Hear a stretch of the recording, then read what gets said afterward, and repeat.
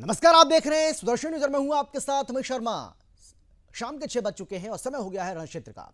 रण क्षेत्र की हम शुरुआत करेंगे, चर्चा को भी शुरू करेंगे और समाज आपको सिलसिला है उसको भी शुरू करेंगे। लेकिन उसके पहले एक बड़ी जानकारी आपको हम दे देते हैं। इस वक्त की जो बड़ी खबर सामने आ रही है वो आ रही है बिहार से, जहां पर आपको बता दें कि बिहार एनडीए में सहमति बन गई है और बिहार एनडीए में सीटों का बंटवारा हो चुका है। इस वक्त की ये बहुत बड़ी जानकारी आपको हम दे रहे हैं और जो जानकारी हमें मिल रही है उसके मुताबिक बीजेपी 17 सीटों पर यहां पर चुनाव लड़ेगी।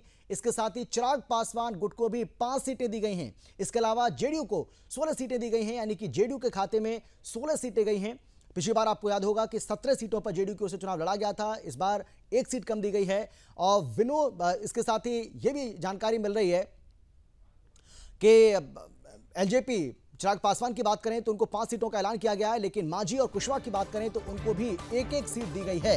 तो ये बहुत बड़ी जानकारी आपको हम दे रहे हैं। बिहार एनडीए में सहमति बन चुकी है, सीटों को लेकर यह सहमति बनी है, जिसमें बिहार में बीजेपी 17 सीटों पर चुनाव लड़ेगी। कुल लोकसभा की सीटें यहां पर 40 हैं, जिसमें से चिराग पासवान गुट को 5 सीटें दी गई हैं। इसके अलावा जेडीयू को 16 सीटें दी गई हैं, यानी कि जेडीयू जो है वो 16 सीटों पर चुनाव इस बार लड़ने वाली है 2024 के इस लोकसभा चुनाव में।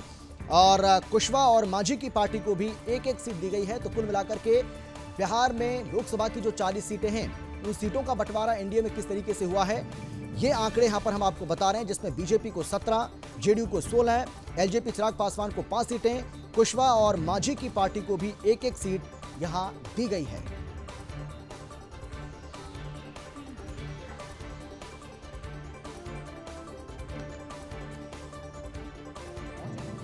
जानकारी हासिल करेंगे, हम बातचीत भी करेंगे। हमारे साथ मणिशंकर पांडे जो कि एलजेपी के राष्ट्रीय प्रवक्ता हैं, हमारे साथ जुड़ गए हैं। मणिशंकर जी, बहुत स्वागत है आपका सुदर्शन न्यूज पर। और सवाल मेरा आपसे यही है कि भाई क्या ये माना जाए कि चिराग पासवान की जो मेहनत है वो रंग लाई? हम लगातार देख रहे थे किस तरीके से वो रैलियां कर रहे थे और रैली में उनकी जिस तरीके से भीड़ उमड़ रही थी, क्या उसी का ये नतीजा है कि जो आप चाह रहे थे वो आपको मिल गया और 5 सीटों पर एलजेपी चिराग गुट की जो पार्टी है वो चुनाव लड़ेगी लोकसभा का? मणिशंकर जी, सबसे बड़ी बात तो मैं ये कहना चाहता हूं कि अभी आज सीटों का बंटवारा हुआ है जी, और 5 सीट लोक जनशक्ति पार्टी रामविलास को, 17 सीट भारतीय जनता पार्टी को और 16 सीट जो है जेडीयू को वहां मिली है। सुचिता की राजनीति का मैं कह सकता हूं कि सुचिता की राजनीति का जो मापदंड है वो देखने को मिला है।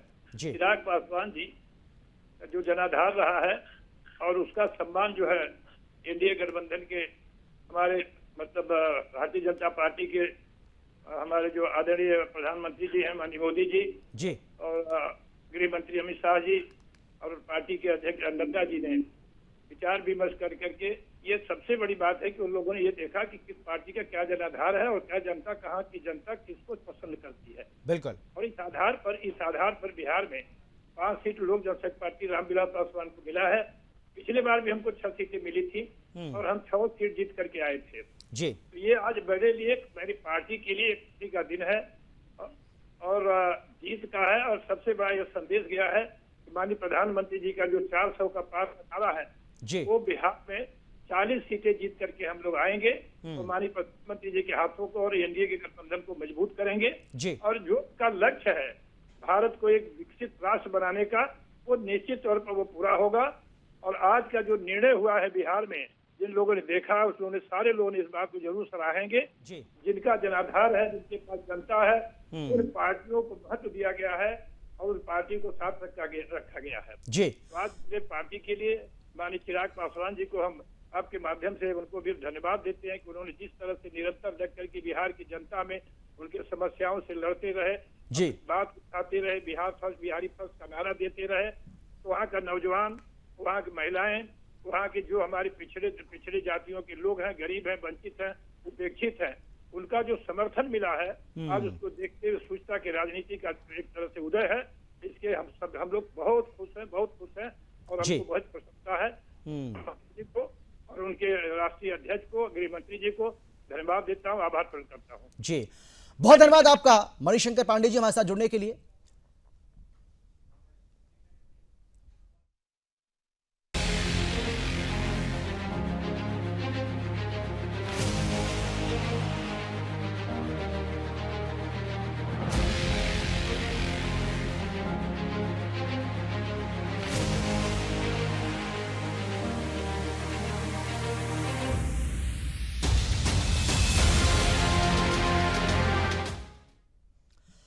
तो दक्षिण भारत की तो हम बात करेंगे, लेकिन बिहार की अभी थोड़ी सी बात और कर लेते हैं, क्योंकि सबकी नजर इस बात को लेकर भी टिकी थी कि जो सिवान सीट है वो किसके खाते में जाएगी, लेकिन ये सीट अब जेडीयू के पास चली गई है।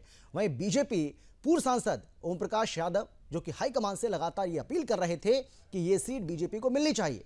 आपको बता दें कि वो शहाबुद्दीन की पत्नी को 2 बार हरा चुके हैं, लेकिन इस बार जो वो चाह रहे थे ऐसा देखने को नहीं मिला है। और खबर यह भी मिल रही है कि वो हो सकता है कि निर्दलीय चुनावी मैदान में उतर जाएं। लेकिन जैसा कि हमने आपसे कहा कि अब हम बात करने वाले हैं अपने इस खास कार्यक्रम रणक्षेत्र की, जिसमें आज हम बात करेंगे बीजेपी और पीएम मोदी के दक्षिण भारत को लेकर बने मेगा प्लान की। दरअसल बीजेपी को भी इस बात का एहसास हो चुका है कि बिना दक्षिण राज्यों के समर्थन के 400 पार आसान नहीं होगा, और इसीलिए प्रधानमंत्री नरेंद्र मोदी ने अपनी ताकत दक्षिण भारत में झोंक दी है। पीएम मोदी धुआंधार रैलियां कर रहे हैं। प्रधानमंत्री नरेंद्र मोदी 5 दिन और 120 घंटे के विजय अभियान पर निकल चुके हैं। अब की बार 400 पार, यही है 2024 के लोकसभा चुनाव के लिए प्रधानमंत्री नरेंद्र मोदी और बीजेपी का नारा। लेकिन यह होगा कैसे, क्योंकि दक्षिण भारत के 5 राज्यों को जीते बिना 400 सीटों तक पहुंचना बहुत मुश्किल होगा। शायद इसीलिए अब की बार 400 पार के नारे के साथ प्रधानमंत्री नरेंद्र मोदी विजय रथ दक्षिण भारत में निकल चुका है। और दक्षिण भारत के तमिलनाडु, आंध्र प्रदेश, कर्नाटक, केरल और तेलंगाना की बात करें तो यहां से 129 लोकसभा की सीटें आती हैं। पिछली बार बीजेपी ने यहां 29 सीटें जीती थी, इनमें 25 कर्नाटक और 4 तेलंगाना की थी। 2019 के लोकसभा चुनाव में तमिलनाडु, आंध्र प्रदेश और केरल की 84 लोकसभा सीटों में से बीजेपी को एक भी नहीं मिली थी। और यही वजह है कि पीएम मोदी और बीजेपी दक्षिण के इन राज्यों पर ध्यान दे रही है। ऐसे में सवाल यह है कि क्या इस बार दक्षिण करेगा बीजेपी का बेड़ा पार, क्योंकि दक्षिण में सनातन के रक्षक मोदी की गूंज सुनाई दे रही है। यानी दक्षिण को साध लिया तो 400 पार करने से कोई नहीं रोक सकता है। आज चर्चा इसी को लेकर करेंगे, लेकिन किस तरीके से प्रधानमंत्री नरेंद्र मोदी धुआंधार प्रचार कर रहे हैं और जो उनके राजनीतिक विरोधी हैं उनके ऊपर निशाना साध रहे हैं, सबसे पहले वो आपको सुनवाते हैं। सुनिए सर। में कानून व्यवस्था का हाल भी बहुत बुरा है। यहां तक कि चर्च के पादरी भी हिंसा के शिकार हो रहे हैं। कितने ही कॉलेज कैंपस कम्युनिस्टों के गुंडों के अड्डे बन गए हैं।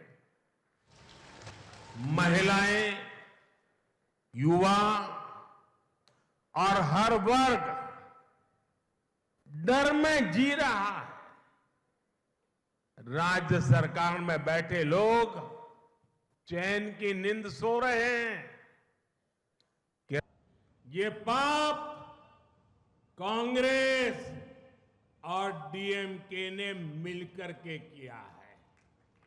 दशकों से दोनों मिलकर देश की आंखों में धूल झोंक रहे हैं, लेकिन अब देश इनको और नहीं सहेगा।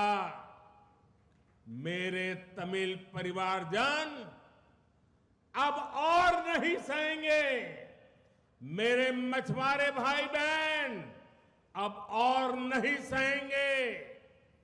कांग्रेस और डीएमके दोनों को अपने इन पापों का हिसाब जल्द ही देना होगा। गारो कैसे वो भगवान राम और भगवान कृष्ण के रोल को जीवंत कर देते थे। उन्होंने जीवन भर किसानों और गरीबों के हक की लड़ाई लड़ी थी, और इस वजह से उन्हें कांग्रेस के अत्याचारों को भी सहना पड़ा था। बीआरएस ने पहले 10 साल बीआरएस ने तेलंगाना को जम करके लूटा है। लूटा है कि नहीं लूटा है? और अब कांग्रेस ने तेलंगाना को अपना एटीएम स्टेट बना लिया है। तेलंगाना से लूटा गया ये पैसा दिल्ली तक जाता है, वहां परिवारवादी लोगों की तिजोरी में पहुंचता है। फिर इसी पैसे का इस्तेमाल देश में झूठ और बंटवारे की साजिशों की फंडिंग के लिए होता है। तो इस बार पीएम मोदी और बीजेपी का जोर दक्षिण पर है, क्योंकि जैसा कि हमने आपको पहले ही बताया कि बीजेपी इस बात को बखूबी जानती है कि 400 पार अगर करना है तो दक्षिण को आपको साधना ही होगा। आज चर्चा का विषय ही है, इसी को लेकर हम चर्चा करेंगे। लेकिन कौन कौन खास मेहमान हमारे साथ मौजूद हैं उनसे भी आपका हम परिचय कराएंगे, लेकिन कुछ तस्वीर भी आपको हम दिखा रहे हैं। और देखिए आप कि किस तरीके से प्रधानमंत्री नरेंद्र मोदी ये अच्छी तरीके से जानते हैं कि अब साउथ से ही उनका जो बेड़ा पार होना है, यानी कि बीजेपी 400 पार का अगर नारा दे रही है, एनडीए 400 पार और बीजेपी 370, तो ये बहुत ज़रूरी है। अब देखिए ये 4 तस्वीरें आपको हम दिखा रहे हैं और ये जो रोड शो आपको हम दिखा रहे हैं ये तमिलनाडु के कोयम्बटूर से आप रोड शो देख रहे हैं। और इसके पहले प्रधानमंत्री नरेंद्र मोदी ने दक्षिण के वो कौन कौन से ऐसे मंदिर हैं जहां वो पहुंचे और वहां पर दर्शन पूजन उन्होंने किया विधिवत रूप से भारतीय परंपरा के मुताबिक, सनातनी परंपरा के मुताबिक, वो आपको तस्वीरें यहां पर हम दिखा रहे हैं।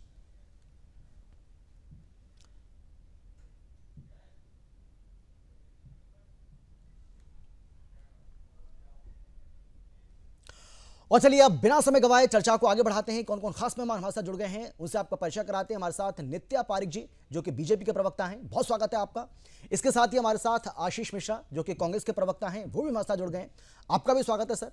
इसके अलावा पॉलिटिकल एक्सपर्ट मिथुन विजय कुमार जी हमारे साथ जुड़ गए हैं, बहुत स्वागत है आपका। और इन सबके अलावा हरगोविंद अरोड़ा जी जो कि पॉलिटिकल एक्सपर्ट ही हैं, वो भी हमारे साथ जुड़ गए हैं, सर आपका भी स्वागत है। लेकिन सबसे पहले मैं आपके पास आना चाहूँगा नित्या पारिक जी, जैसा कि हम बार बार इस बात का जिक्र कर रहे हैं कि बीजेपी भी इस बात को जानती है कि उसने जो नारा दिया है वो एक बहुत बड़ी चुनौती तो है, लेकिन उसको हासिल किया जा सकता है। और उसको हासिल करने के लिए दक्षिण पर आपको ज़्यादा जोर देना ही होगा। जहां 2019 की बात करें या फिर 2014 की बात करें तो बीजेपी कोई बहुत अच्छा परफॉर्मेंस नहीं कर पाई, इसीलिए पीएम मोदी और बीजेपी यहां पूरा जोर लगा रही है। लेकिन बड़ा सवाल यही है कि आप अगर पार पाएंगे या दक्षिण से आप इतनी उम्मीदें लगाए बैठे हैं तो उसकी वजह क्या है, उसका आधार क्या होगा?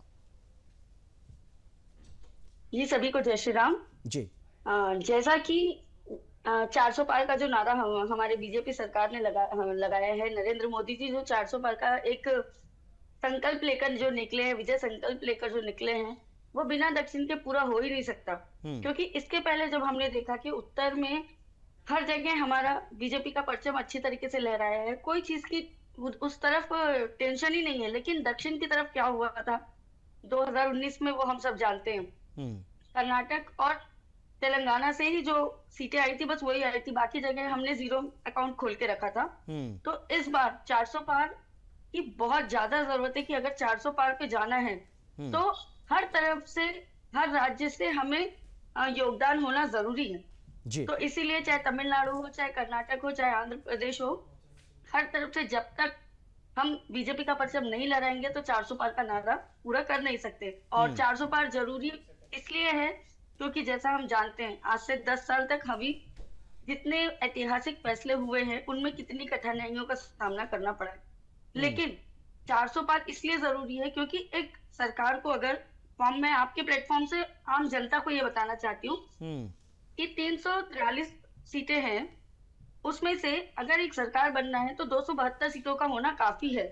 543 400 पार का नारा इसीलिए जी, सॉरी 543 जी माफी चाहती हूँ। उसमें से 272 सीटें काफी है अगर किसी सरकार को बनाना हो तो।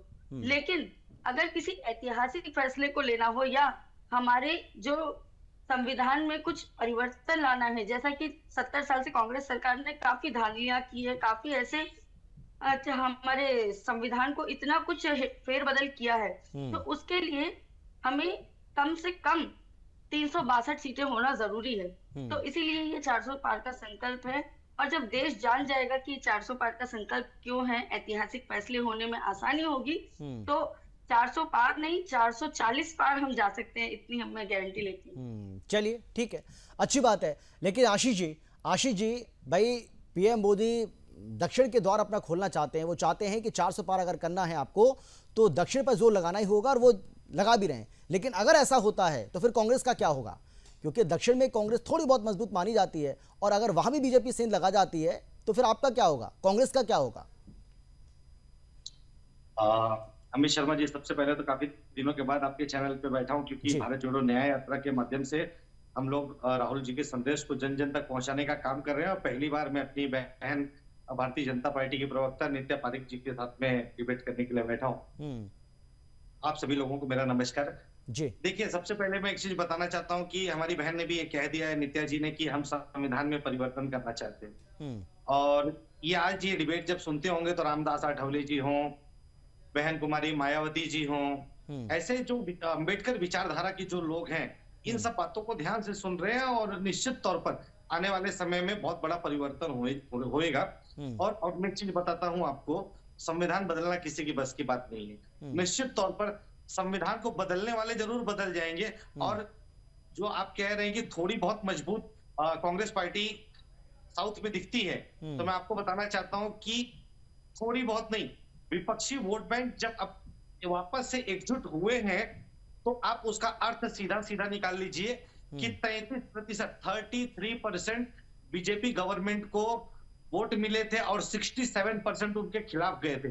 तो हम लोगों ने भारत जोड़ो न्याय यात्रा और भारत जोड़ो यात्रा के माध्यम से जनता के बीच में अपने आप को वापस से स्थापित करने का काम किया है कि उनकी मूलभूत सुविधाएं और उनके अधिकार की लड़ाई यदि कोई लड़ सकता है तो वो कोई और नहीं, राहुल गांधी जी के नेतृत्व में कांग्रेस पार्टी और उनके सहयोगी इंडिया अलायंस के लोग ही लड़ सकते हैं। और निश्चित तौर पर देखिए, हर पॉलिटिकल पार्टी है, निश्चित तौर पर प्रधानमंत्री नरेंद्र मोदी जी को अधिकार है, लोकतंत्र है कि वो अपनी पार्टी को और आगे बढ़ाने के लिए जितनी जीतोड़ मेहनत हो सके वो करें। लेकिन इसी के साथ में हम लोगों का काम है, विपक्ष के एक नेता होने के नाते, कि हम लोग भी मजबूती से चुनाव में उतरे। और हम जब चुनाव में उतरेंगे तो महंगाई, बेरोजगारी, मणिपुर में महिलाओं के साथ जो व्यवहार किया गया, खुद प्रधानमंत्री नरेंद्र मोदी जी के यूनिवर्सिटी लेकिन संदेश खाली को आप भूल रहे हैं। जनता पार्टी के संदेश खाली का मुद्दा भी उठाएंगे या नहीं उठाएंगे? किया गया उन्हें उनका नहीं, जब आप मणिपुर की बात करेंगे तो संदेश खाली तो आपको याद रखना पड़ेगा ना। मैं आशीष जी ये आपसे जानना चाह रहा हूं कि संदेश खाली के मुद्दे को भी आप उठाएंगे ना? बिल्कुल बिल्कुल उठेगा। हाँ ठीक है। आप देखिए, जहां कहीं भी, और मैं आपके माध्यम से बताना चाहता हूं अमित भाई कि आप बहुत एक अच्छे प्रबुद्ध पत्रकार हैं। अगर कभी गलती से और चुनाव के दरमियान भूल भटक के हम कभी भूल जाए ना, तो मैं डिबेट में वापस आपके सामने बैठूंगा और आप मुझे टोकिएगा, कहिएगा कि आपकी पार्टी, और मैं आपके माध्यम से बताना चाहता हूँ लोकसभा चुनाव में हो सकता है कि महाराष्ट्र के और कुछ जगहों पे भाषण देने का अवसर मुझे भी प्राप्त हो, तो निश्चित तौर पर मैं आपकी बातों को रखूंगा। और कभी अगर भूल जाऊं तो वापस से डिबेट में आप मुझे याद दिलाइएगा। ठीक है ठीक है, चलिए चलिए चलिए ठीक है, मैं लौटूंगा आपके पास। लेकिन मिथुन विजय कुमार जी, मैं आपसे भी जानना चाहता हूं भाई, देखिए कांग्रेस के अपने दावे हैं, बीजेपी के अपने दावे हैं, और पीएम मोदी साउथ पर जिस तरीके से पूरा जोर लगाए हुए हैं, कितनी कामयाबी मिलेगी ये तो समय बताएगा। लेकिन हाँ, बीजेपी इस बात को बखूबी जानती है, जिस बात का जिक्र हम बार बार कर रहे हैं कि 400 पार का नारा आपने दिया है, तो चुनौती बहुत बड़ी है, और बड़ी जब चुनौती है तो आपको बड़ा कुछ करना भी पड़ेगा। तो बीजेपी साउथ में जो बड़ा करने की कोशिश कर रही है, उसको आप कैसे देख रहे हैं? देखिए, साउथ में पिछले 5-7 साल में आप जो डेवलपमेंट देखेंगे, आपको ये नजर आएगा कि बीजेपी की जो पकड़ है वो पिछले इलेक्शन से काफी मजबूत हो चुकी है। अब आप इसको पॉलिटिकल तौर पे देखेंगे तो यहाँ आंध्रा में अभी आप देखिए टीडीपी के साथ काफी मतलब सालों के बाद गठबंधन बन रहा है उनका, जनसेना भी जुड़ गई है साथ में, तो वहाँ आंध्रा में अभी स्ट्रांग नजर आ रहे हैं। और तेलंगाना में अगर आप देखेंगे 2014 के जो असेंबली इलेक्शन से लेकर के 23 तक का जो सफर रहा है बीजेपी का, उसमें उनके वोट शेयर को अगर आप देखेंगे तो उन्होंने ऑलमोस्ट डबल कर दिया है वहां पे तेलंगाना। और तमिलनाडु में तो आपको पता है अन्नामलाई फैक्टर अभी काफी स्ट्रांग हो चुका है, और साथ में काफी अलायंसेस बन रहे हैं, एक्टर शरद कुमार की पार्टी जुड़ गई है, और बीजेपी का प्रेजेंस जो है पिछले 5-7 साल में काफी स्ट्रांग हो चुका है। अब माना कि केरला में बैटल थोड़ा टफ हो सकता है, लेकिन यहाँ भी आप देखिए हमारे जो फॉर्मर सीएम है के करुणाकरन जी, उनकी बेटी जो है वो बीजेपी में आ चुकी है, तो और आरएसएस का कैडर काफी स्ट्रांग है केरला में। तो ऐसा नहीं है कि साउथ में मतलब एकदम कमजोर है, साउथ में काफी स्ट्रांग हो चुकी है ये बीजेपी की पोजीशन। और यहाँ तक कि साउथ में आप देखिए राजीव चंद्रशेखर जी त्रिवेंद्रम से इलेक्शन लड़ रहे हैं, तो जी साउथ का प्रेजेंस जो है काफी स्ट्रांग हो रहा है बीजेपी का कंपेयर टू द पास्ट। तो इस बार उनके लिए 400 पार करना कोई बहुत बड़ी बात नहीं है, क्योंकि साउथ का सपोर्ट काफी आपको अभी नजर आने लग रहा है। क्योंकि जैसे मैंने बताया कि आंध्रा, जी कर्नाटका का तो आपको पता ही है एक यूनिक मतलब पॉलिटिकल बिहेवियर रहता है, इलेक्टोरल बिहेवियर है कर्नाटका स्टेट का, क्योंकि जो पार्टी स्टेट इलेक्शन में जीती है वो हमेशा से पार्लियामेंट इलेक्शन में हारती है। तो बीजेपी का जो प्रेजेंस है एज सच साउथ में काफी स्ट्रांग है, और उनके लिए 400 पार करना कोई बहुत बड़ी बात नहीं है। जी ठीक है। और देखिए अभी भी जो हम तस्वीरें दिखा रहे हैं, प्रधानमंत्री नरेंद्र मोदी तमिलनाडु के कोयम्बटूर में मौजूद हैं और वहां पर ये भव्य रोड शो किया जा रहा है और किस तरीके से वहां पर जनसागर जनसैलाब उमड़ा हुआ है, उनकी एक झलक पाने के लिए। और प्रधानमंत्री नरेंद्र मोदी सभी का हाथ हिलाकर यहाँ पर अभिवादन स्वीकार करते हुए, अभिवादन करते हुए उसकी तस्वीरें अपना आपको दिखा रहे हैं। किस तरीके से भारी संख्या में लोगों की उपस्थिति यहाँ पर आप देख सकते हैं। तो पीएम मोदी अब दक्षिण में जो हैं वो लगातार एक के बाद एक चुनावी रैलियां कर रहे हैं, जनसभा कर रहे हैं, रोड शो कर रहे हैं, और उसकी बानगी भी आप इन तस्वीरों में देख सकते हैं। और वहाँ बड़ा जन समर्थन उनको मिल रहा है, ये तस्वीरें भी खुद इस बात की गवाही दे रही हैं। चलिए ये तस्वीरें हम आपको एक विंडो में दिखाते रहेंगे, ये तस्वीरें चलती रहेंगी, लेकिन चर्चा को हम जारी रखेंगे, आगे बढ़ते हैं चर्चा में। और हरगोविंद अरोड़ा जी हमारे साथ बने हुए हैं जो कि पॉलिटिकल एक्सपर्ट हैं। हरगोविंद जी, मैं आपसे भी जानना चाहूँगा कि भाई पीएम मोदी दक्षिण पर जो जोर दे रहे हैं उसको आप किस तरीके से देख रहे हैं। और जैसा कि मिथुन विजय कुमार कह रहे हैं कि भाई कोई कुछ भी कहे, कोई कुछ भी कह ले, चाहे आप कितना भी ये बात कह लीजिए कि दक्षिण में बीजेपी कमजोर है, लेकिन अब वो पहले वाली बात नहीं रही है। 2019 से लेकर के और 2024 तक बहुत पानी बह चुका है, बात बहुत आगे जा चुकी है। तो इसीलिए अब अगर कोई इस गलतफहमी में है, कोई इस गफलत में है कि बीजेपी साउथ में अभी भी कमजोर है, तो ये उसकी भूल हो सकती है। आप मानते हैं क्या ऐसा? वंदे मातरम। जी वंदे मातरम। देखिए सबसे पहले तो इसमें तो कहीं कोई दो राय है ही नहीं कि प्रधानमंत्री जी वो ऊर्जावान व्यक्तित्व हैं कि जिनका सानी शायद भारतवर्ष में किसी और राजनीतिक दल में है ही नहीं। दूसरा, अभी हमारे साथी मिथुन भाई ने कहा कि दक्षिण में जो विस्तार, देखिए दक्षिण में दोनों बातें लेनी होंगी। पहले देश का प्रधानमंत्री कश्मीर से कन्याकुमारी तक, कच्छ से अटक तक पूरे भारत का प्रधानमंत्री होता है, और कोई भी राजनीतिक दल क्यों नहीं चाहेगा कि उसका पूरा का पूरा विस्तार हो कश्मीर से कन्याकुमारी तक। और भाजपा को तो ये सब करते हुए जनसंघ के जमाने से लगभग 70 वर्ष हो गए, लेकिन क्या संगठन इतना मजबूत हुआ?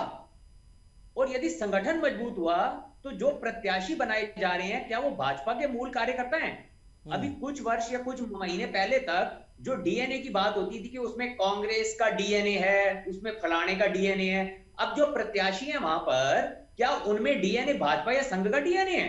क्या ये उनके अधिकारों का हनन नहीं है? यदि इतना करिश्मा चल रहा होता और इतना संगठन का विस्तार हुआ होता तो जो मूल कार्यकर्ता जो 50 वर्षों से वहां संघर्ष कर रहा है, जिसने लाठियां खाई, जिसने जेल यात्रा की, जिसने अनेकों कुर्बानियां दी, केरल में तो कई संघ के कार्यकर्ताओं की हत्या तक हुई, जो हमने आपके चैनलों के माध्यम से आए दिन हमने उसको देखा।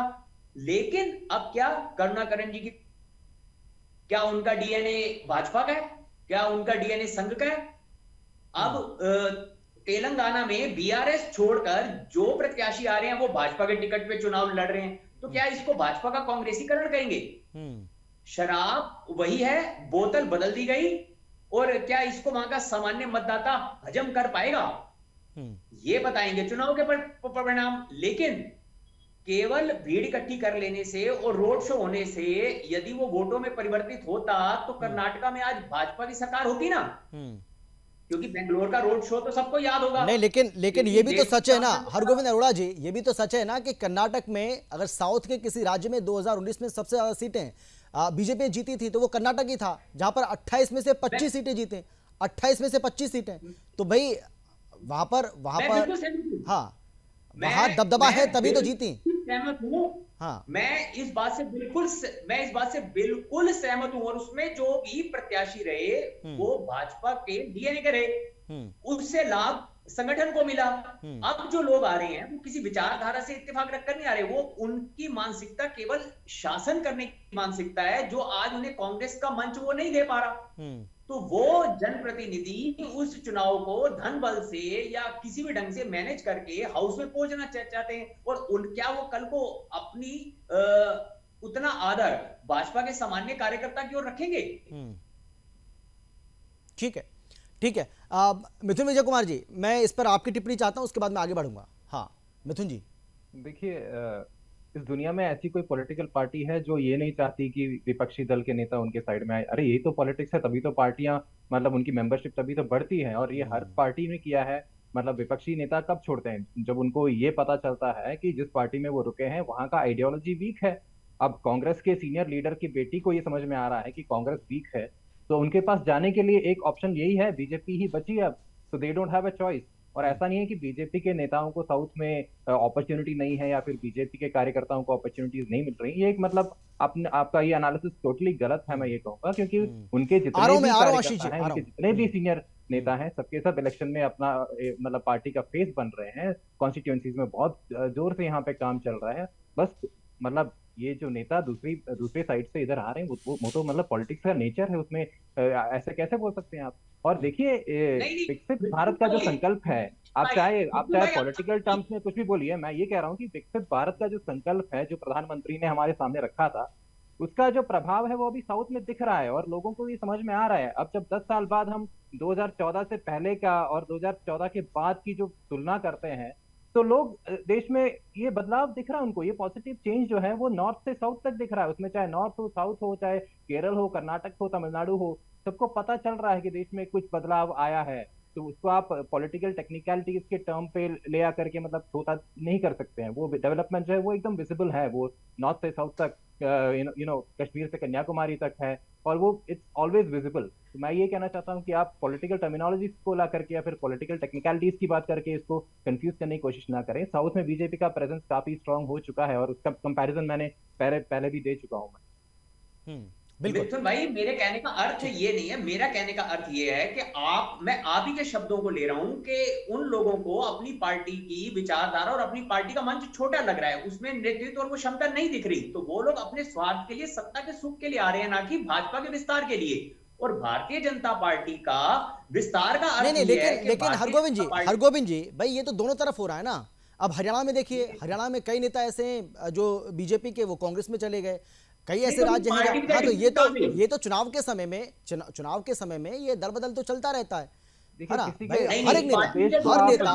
हर नेता महत्वाकांक्षा, देखो हर नेता की अपनी महत्वाकांक्षा होती है, उसके हिसाब से वो पाला बदलता है। तो उसमें क्या दिक्कत है भाई? बहुत सारे ऐसे लोग हैं जो कांग्रेस से बीजेपी में जा रहे हैं और बीजेपी से कांग्रेस में भी जा रहे हैं। तो ये तो दोनों तरफ है ना, ऐसा थोड़ी है कि ये सिंगल वे है। मतलब इसके दूरगामी परिणाम तो भाजपा के संगठन को ही इसका खामियाजा भुगतना पड़ेगा ना। नहीं तो ये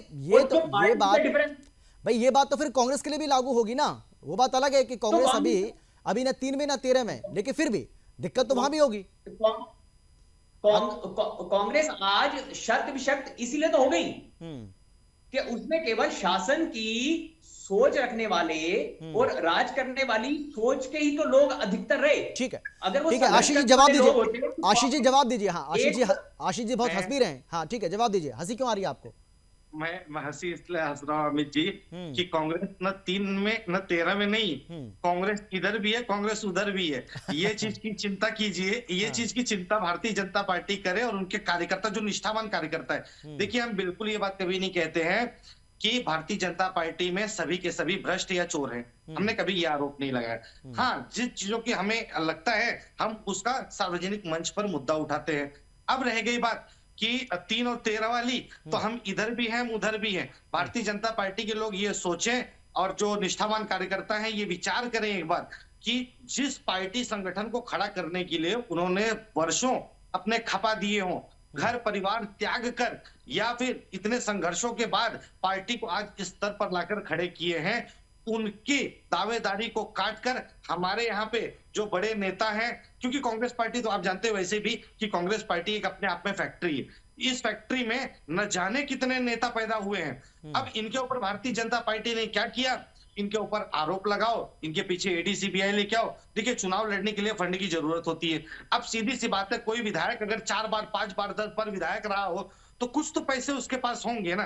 जैसे मोदी जी जब प्रधानमंत्री का चुनाव लड़ने के लिए निकले थे 2014 में, तो आपने देखा होगा। नहीं मतलब क्या कहना चाह रहे हैं आप? नहीं, आप क्या कहना चाह रहे हैं? मतलब भ्रष्टाचार करते रहो और ईडी सीबीआई जो वो अपना काम ना करें, आप यही कह रहे हैं ना? यही तो आप समझ नहीं पाए। नहीं, मैं समझ रहा हूँ, तभी तो मैं आपसे सवाल कर रहा हूँ, मैं पूछ रहा हूँ ना आपसे, उससे क्या दिक्कत है भाई? नरेंद्र मोदी जी के शासनकाल में और अरे कांग्रेस पार्टी के एक सांसद के यहाँ से, कांग्रेस पार्टी के एक सांसद के यहाँ से 300 करोड़ से ज्यादा का कैश बरामद होता है, तो उसमें सच्चे वो कैश बरामद हुआ? हाँ ठीक है, बरामद हुआ। हाँ। उसके बाद इनकम टैक्स का स्टेटमेंट मुझे बताइए, क्या स्टेटमेंट आया और क्या आप बताइए ना। उसके ऊपर उसका कुछ तो सारांश निकल के आया होगा ना। हाँ, क्या है आप बताइए ना।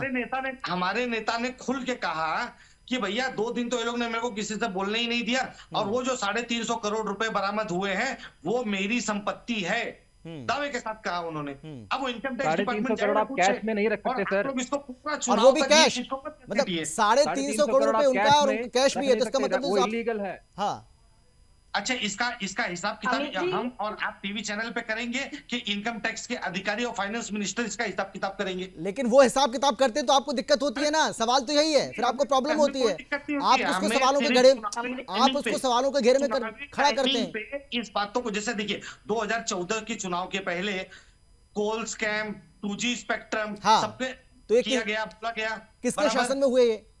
किसके कार्यकाल में हुए ये जो आप घोटाले गिना रहे हो, तो आप ही अपने गिना रहे हो ना। आप नहीं हुए थे, लेकिन क्या वो जेल में गए? आप देखिए अमित भाई, सुप्रीम कोर्ट ने फैसला दिया है, ठीक है, कोल स्कैम पे भी और 2G स्पेक्ट्रम पे भी। ठीक है, नित्या पारिक जी कुछ कहना चाह रही हैं। हाँ, नित्या पारिक कुछ कहना चाह रही हैं। हाँ बोलिए। ठीक है, आशीष जी लौटूंगा मैं, समय बचेगा तो लौटूंगा आपके पास। हाँ, नित्या पारिक जी आप बोलिए। हाँ बोलिए जी। अमित जी, कांग्रेस नेता बनाने की फैक्ट्री जरूर है, लेकिन वहाँ लीडर ही नहीं है। लीडर वो अपना 1-2 लीडरों को लेके ही जो घूम रहे हैं, जो भारत जोड़ो यात्रा कर रहे हैं, उसमें आप नेता देख रहे हैं या लीडर देख रहे हैं, मुझे ये बताइए। और परिवर्तन तो संसार का नियम है, जब तक परिवर्तन नहीं होगा तब तक काम कैसे चलेगा?